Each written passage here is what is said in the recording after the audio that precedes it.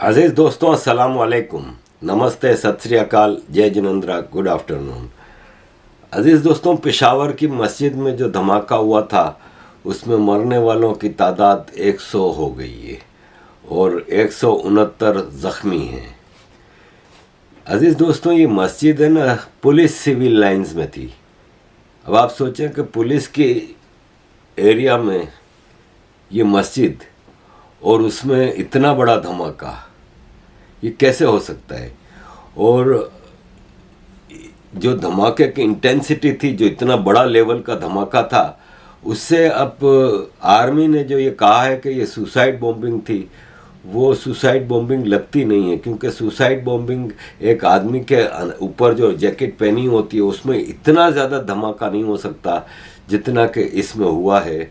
और ये इतना बड़ा धमाका था कि लगता ये है कि ये प्लांटेड था, उधर लगाया गया था बम, और ये एक सिक्योरिटी फेलियर ख़ास तौर पे पेशावर जैसे इलाके में एक बहुत बड़ा ये एक कांड है जो कि समझ नहीं आती कि ये किस तरह हो गया। अब ये जो पेशावर में जो धमाका है उस पर केपीके के चीफ मिनिस्टर आज़म खान ने ये बयान दिया है कि ये अल्लाह की मर्ज़ी से हुआ। तो भाई साहब, आप सब फिर जाए ना, दुकान बंद करके घर में बैठे ना। अगर हर चीज़ अल्लाह ही ने करनी है तो तुम लोग क्या कर रहे हो। और ये अल्लाह की मर्ज़ी कैसे हो गई कि अल्लाह के घर में मस्जिद में धमाका हो। मतलब आप खुद हैरान होंगे कि इनका इस्लाम, इनका सब कहाँ जाता है। और जितने भी इंडिपेंडेंट इसको देख रहे हैं ना, उनके इशारे जा रहे हैं कि ये ज़रूर आईएसआई की साजिश है।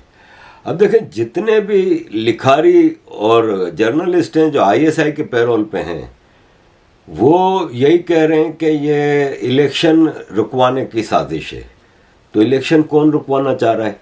टेक्नोक्रेट गवर्नमेंट कौन लाना चाह रहा है?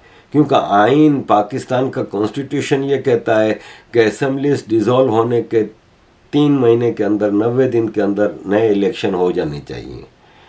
तो केपीके और पंजाब की असेंबली डिज़ोल्व हो चुकी हैं, अप्रैल में इलेक्शन कराने हैं। तो फिर कैसे इलेक्शन होंगे जब ये सूरत हाल रहेगी। तो अज़ीज़ दोस्तों, ये इशारे मिल रहे हैं कि आर्मी जो मार्शल लॉ लाना चाह रही है, वो पाकिस्तान के जो मालिक हैं अमेरिका और यूरोप, उनको ये कन्विंस करना चाहती है कि देखें, ये सूरत हाल में किसी डेमोक्रेटिक गवर्नमेंट के लिए मुमकिन नहीं कि वो मामलात को संभाले। आगे आपके भी इस रीजन में काफ़ी सारे डिज़ाइंस हैं, तो let us take everything in our control. Although कि आर्मी ही सारी चीज़ें कर रही है फैसले, लेकिन यह है कि ये धमाके और ये सब चीज़ें। अब टीटीपी कौन है भाई? टीटीपी आर्मी की क्रिएशन है। देखें, जब अफ़गानिस्तान में टेक ओवर हुआ था आर्मी का, वो तालिबान का, तो आईएसआई की मदद से हुआ था ना, किसको नहीं पता। जनरल फैज़ हमीद तो वहाँ पे जाके सारी डायरेक्शन दे रहा था। तो उस वक्त टीटीपी के जितने लोग जेलों में थे उनको अफगानिस्तान से छुड़ाया गया। क्या आईएसआई को नहीं पता था? आईएसआई उनको यूज़ करना चाहती थी, उनसे बाकायदा नेगोशिएशंस हुए थे कि आप फिर हमारे लिए काम करोगे जैसे पहले करते थे। आर्मी पब्लिक स्कूल का वाक़या आईएसआई का कारनामा है, क्योंकि टीटीपी के उस वक्त के तालिबान के जो टीटीपी के वो थे, एहसानुल्लाह एहसन स्पोक्स पर्सन, उन्होंने साफ कहा था कि हमें आईएसआई ने कहा था, और आईएसआई ने हमें लिस्ट दी थी कि आपको ये सारे टेररिज्म करने हैं। और इसके अलावा नवंबर 2021 में पाकिस्तान में इमरान खान की सरकार थी, केपीके में इमरान खान की सरकार थी।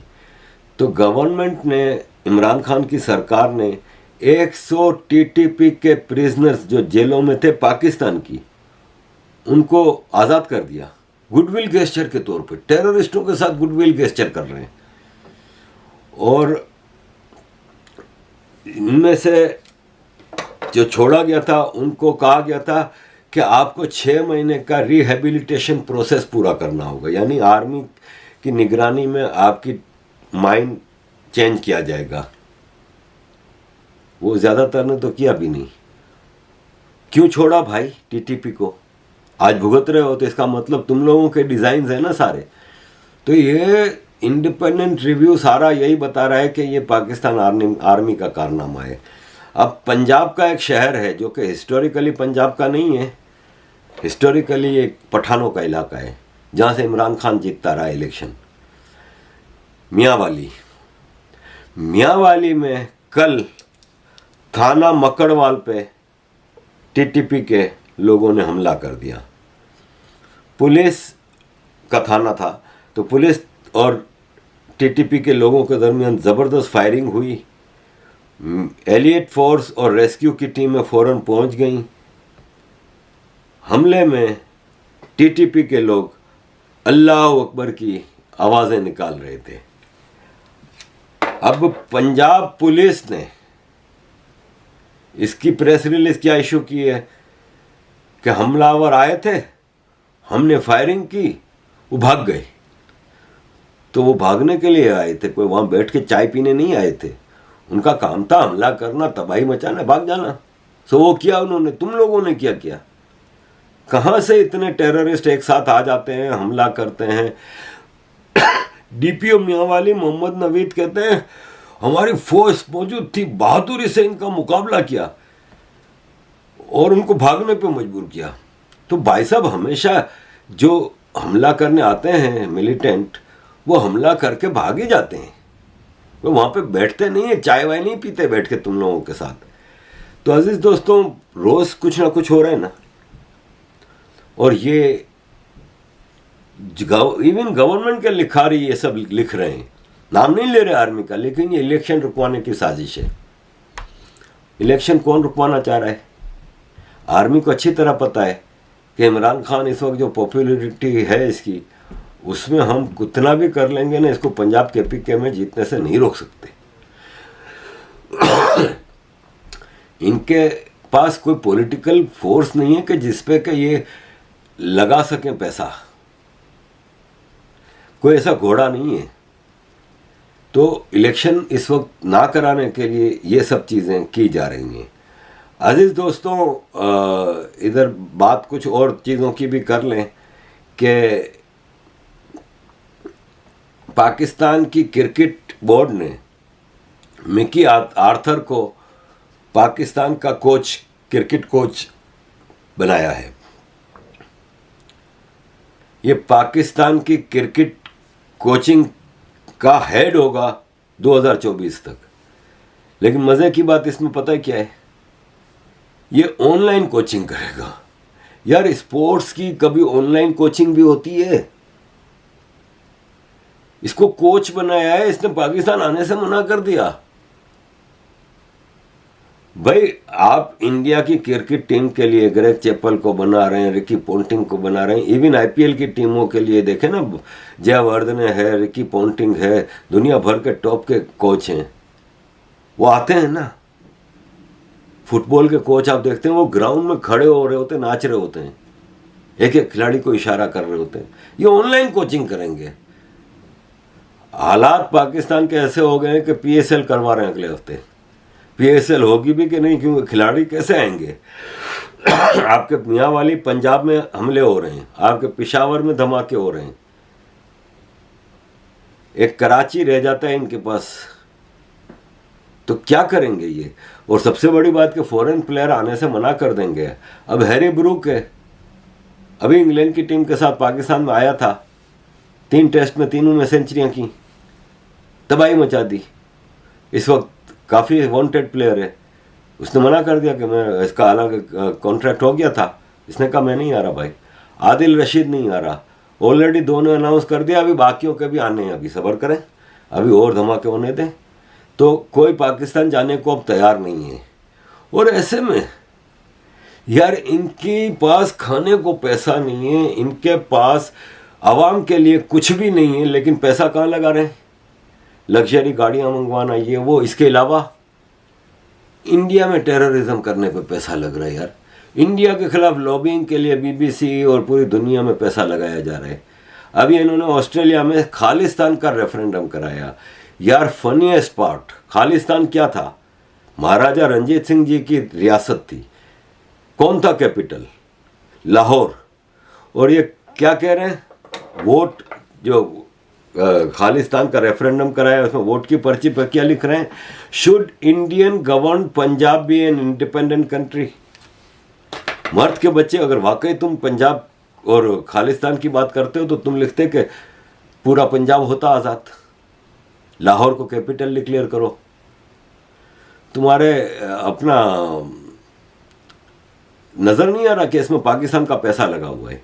भाई सिखों के लिए सबसे बड़ा गुरु कौन है? गुरु नानक बाबा जी। कहाँ है गुरु नानक जी की जगह? पाकिस्तान में। ननकाना साहब, पंजा साहब कहाँ हैं? करतारपुर साहब कहाँ हैं? मतलब सिखों की तो सारी चीजें इधर हैं। तो वो खालिस्तान इंडियन पंजाब के लिए कर रहे हैं, इसके पीछे कौन है ये समझ में नहीं आता। अगर ये इंडिपेंडेंट होते सपोज, तो क्या पाकिस्तान के पंजाब को नहीं मांगते?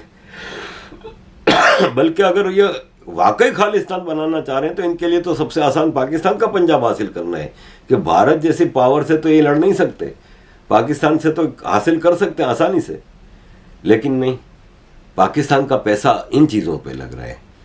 अभी मैंने आपको बताया कि क्रिकेट के हवाले से कि कोई नहीं आने को तैयार, तो हमारे इमारात के जो प्रेसिडेंट हैं जिन्होंने शहबाज शरीफ से $1 बिलियन का वादा किया था, ये परसों तरसों पाकिस्तान आने वाले थे और पाकिस्तान ने पूरी तैयारी की थी इनके इस्तकबाल के लिए। और इनके इस्तकबाल की मैं डिटेल नहीं बताना चाह रहा कि कितनी वाहियात चीज़ें होती हैं।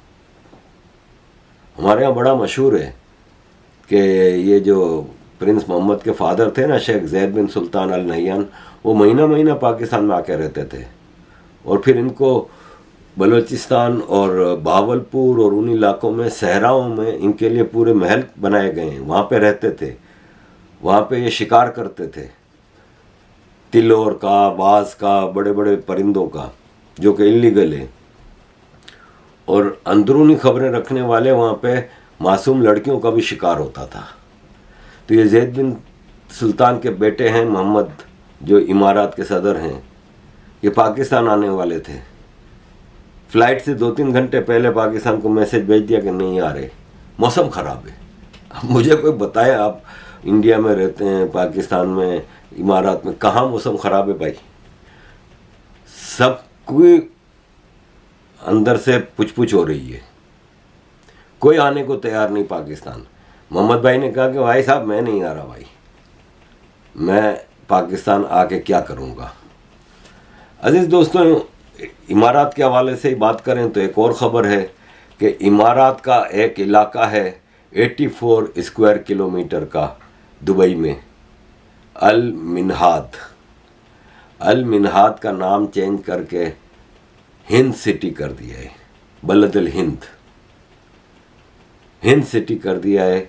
इंडिया और हिंदुओं की इंसानियत से की खिदमत के लिए एक रिकग्निशन के तौर पे दुबई के रूलर प्रिंस मोहम्मद बिन राशिद अल मखतूम ने अल हिंद सिटी अल मिनहाद को कर दिया है। ये है भारत और वो है पाकिस्तान, जहाँ पे ये आने को तैयार नहीं है।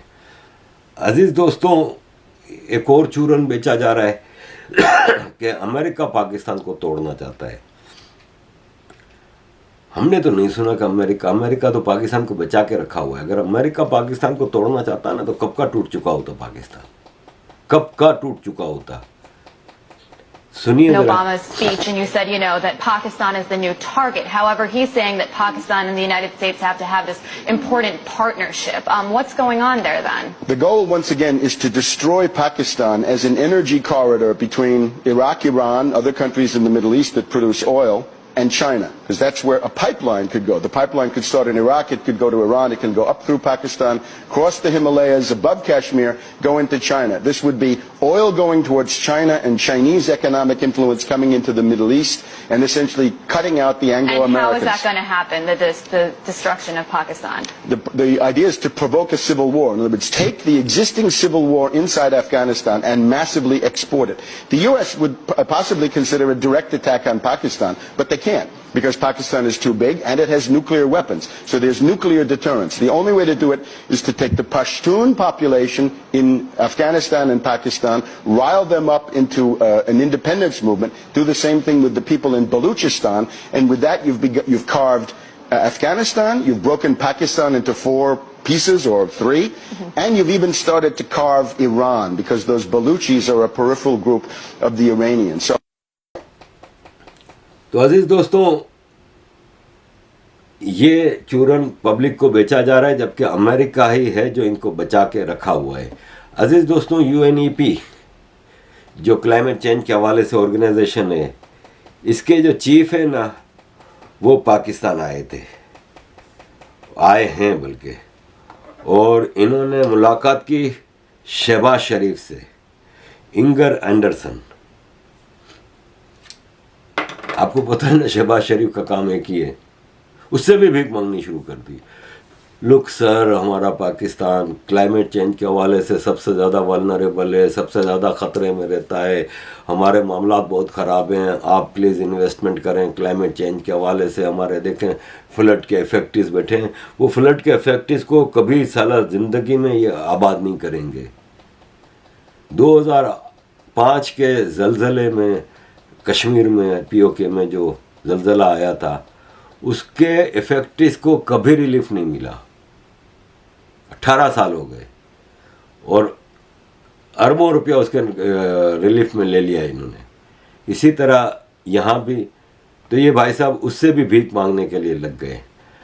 अजीज़ दोस्तों, ट्रांसपेरेंसी इंटरनेशनल जो कि हर साल करप्शन के हवाले से दुनिया के मुख्तलिफ मुल्कों की रिपोर्ट करती है, उसने कहा है कि पाकिस्तान 1 पॉइंट और नीचे चला गया है। पाकिस्तान 180 मुल्कों की लिस्ट में 140वें नंबर पे है और टॉप करप्ट 10 मुल्कों में से एक है पाकिस्तान। और हम समझते थे कि इमरान खान जब आया था प्राइम मिनिस्टर बन के, तो उसने वादा किया था कि हम पाकिस्तान को करप्शन फ्री कर देंगे, लेकिन हालात नहीं बदले। पाकिस्तान 117 की पोजीशन पे था और अब 140 पे आ गया है। इस हद तक करप्शन बढ़ गई है पाकिस्तान में। और इसने ट्रांसपेरेंसी इंटरनेशनल ने यह भी कहा है कि पाकिस्तान में सबसे ज़्यादा करप्शन है ना, वो आर्मी में है। अजीज़ दोस्तों, एक और ख़बर आपके साथ शेयर करूंगा, आखिरी खबर वो ये है कि भारत ने ऐलान किया है कि इंडस वाटर ट्रीटी है ना, वो 62 साल पुरानी, वो अब हम एक्सेप्ट नहीं करते। और वो एक गलत ट्रीटी थी जो कि अब हमारे लिए कबूल नहीं है, क्योंकि इंडस दरिया का पानी है ना, वो पूरा पाकिस्तान ले जा रहा है और इस पे हमारा हक है वो हमें मिल नहीं रहा। 1960 में यूएन के माध्यम से भारत और पाकिस्तान के दरमियान इंडस वाटर ट्रीटी साइन हुई थी। तो उस वक्त भारत में कांग्रेस सरकार थी और पाकिस्तान में Ayub Khan chief marshal administrator था। अयूब खान अमेरिका का ब्लू आइड बॉय था और अमेरिका जब जाता था तो उसका शानदार इस्तकबाल होता था। और मतलब प्रेसिडेंट जॉनसन और प्रेसिडेंट कैनेडी और उनकी बीवियों के साथ, और खूब तो वो अमेरिका का लाडला था। तो यूनाइटेड नेशंस ने वो सारा एग्रीमेंट पाकिस्तान की फेवर में किया। एक्चुअली इस वक्त पोजीशन ये है कि इंडस दरिया है ना, जो दरिया सिंध, इंडस बेसिन से जितने भी दरिया निकलते हैं, जैसे दरिया चिनाब है, रावी है, झेलम है, सतलज है, ब्यास है, सिंध है, ये सब में से भारत सिर्फ 6% पानी यूज़ कर रहा है और 94% पाकिस्तान यूज़ कर रहा है।